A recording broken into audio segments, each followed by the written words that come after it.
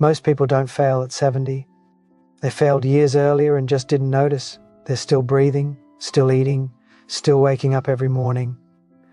But the person they were meant to become is already gone. If you are 70 and you can no longer do these 6 specific things, you haven't just aged. You have failed in the most fundamental task of being human. For real measure of a life at this stage isn't your retirement fund or the plaques on your wall. It's whether you are still a participant in your own existence or merely a spectator waiting for the clock to run out. Life after 70 can be a quiet road, yes, but for many, that quiet road leads to a dead end of stagnation and bitterness. You've seen the world, you've faced the ups and downs, but if those lessons haven't turned into a shield against decline, then what was it all for? Today, we aren't here to give you a participation trophy for reaching 70. We are here to look in the mirror. Success at this age is a hard-fought victory. Failure is the easy path of least resistance. If you have let these 6 things slip through your fingers, you are losing the only game that matters. Let's look at the first sign of a life that is shutting down, the death of curiosity. Many people think that once they've seen it all, they can stop looking. They couldn't be more wrong. The moment you stop being curious, you start to decay. You see it everywhere. Seniors who refuse to learn a new tool, who scoff at new ideas, or who have closed the book on the world. If you can no longer find the spark to learn one new thing a day, your mind isn't just resting, it's retiring from life itself. When you lose curiosity, you lose the bridge to the future. Staying mentally active isn't about doing a crossword puzzle once a week to keep the brain sharp. It's about a hunger for the unknown. If you've reached 70 and you find yourself saying, "I'm too old to learn that," or "things were better in my day, so I don't care about today," you are failing. That attitude is a white flag.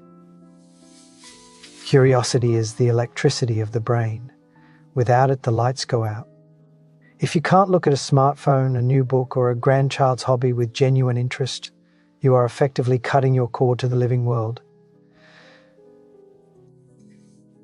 Come a ghost in a room full of life, but the failure goes deeper than just the mind. Let's talk about point 2, the surrender of independence. There is a dangerous comfort in letting others do everything for you.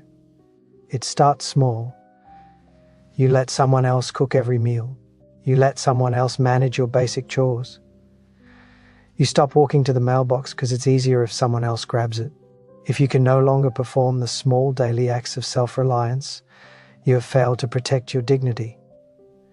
Dependence is a cage that feels cozy at first, but eventually it becomes your prison. Every time you choose to do something for yourself, making your own tea, tending to a single plant, or managing your own schedule, you are asserting your right to exist as an individual. When you give that up, you aren't being pampered, you are being erased. If you can no longer handle the small burdens of your own life, you have ceded your power to others. This isn't about physical limitations, it's about the spirit of the effort. The moment you stop trying to be self-sufficient is the moment you become a burden rather than a pillar. Are you still the captain of your ship, or have you abandoned the helm because the sea got a little rough? If you can't do the small things, you've lost the right to claim a successful life. You have to ask yourself, at 70, am I still a person of action, or am I just a project for my children to manage? The third sign of failure at 70 is one of the most painful, the loss of connection. Human beings are social creatures, yet so many people reach 70 and build a wall around themselves. If you have reached a point where you can no longer maintain meaningful connections with the people you care about, you are failing at the very purpose of a long life. Isolation is a choice, not a destiny. If you don't call your friends, if you don't engage with your neighbors, or if you've become too difficult for your family to be around, the failure is yours. Loneliness at this age is often a symptom of a heart that has grown too cold or too proud to reach out. If you can't pick up the phone or share a laugh, your soul is starving in the dark. A successful 70-year-old is a hub of wisdom and warmth. A failure is a desert where nothing grows. And this leads directly to point 4, the inability to find joy in simple moments. This is where the bitterness sets in. If you can no longer look at a sunset, a cup of coffee, or a quiet morning and feel a sense of enough, then your life has become a hollow shell. Failure at 70 looks like a person who has everything but appreciates nothing. If you spend your days complaining about your aches, the news, or the downfall of society, you have failed the test of character. Anyone can be happy when things are perfect, but it takes a master of life to be joyful when things are simple. If you can't find a reason to smile at the small gifts life gives you daily, you have wasted 7 decades of experience. You've learned nothing about the art of contentment. Success at this age is the ability to sit in a quiet room and feel rich without a dollar in your pocket. If your heart is empty of that quiet joy, no amount of past achievement can save you. You are living in a self-imposed poverty of the spirit. Is your inner world a garden or a graveyard?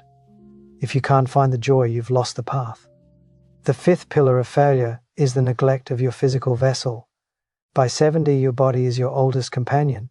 If you have stopped caring for it, you are committing a slow betrayal. I'm not talking about running marathons. I'm talking about respect. If you can no longer be mindful of what you eat, how you move, or how you treat your health, you have failed as a guardian of your own life. Many people use age as an excuse to let go. They stop walking, they eat poorly, and they treat their body like a trash can because it's too late anyway. That is the ultimate failure. Taking care of your health at 70 is an act of self-respect. It says, I still value this life. If you've given up on your body, you've given up on your future. Every walk you take, every glass of water you choose over soda, is a vote for your own survival. If you can't do these gentle acts of maintenance, you are essentially telling the universe you are finished. Finally, point 6. Living without gratitude and peace. This is the final exam of life.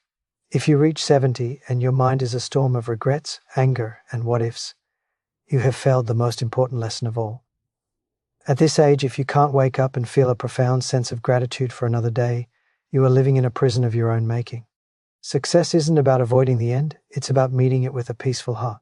If you are still fighting old battles in your head, or comparing your life to others, you are wasting the precious little time you have left. Gratitude is the only thing that makes sense of the past and brings peace to today.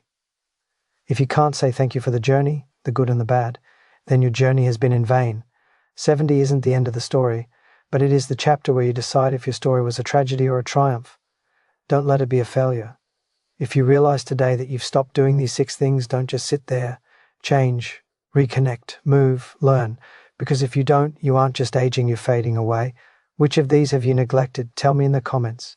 It's time to stop failing and start winning again.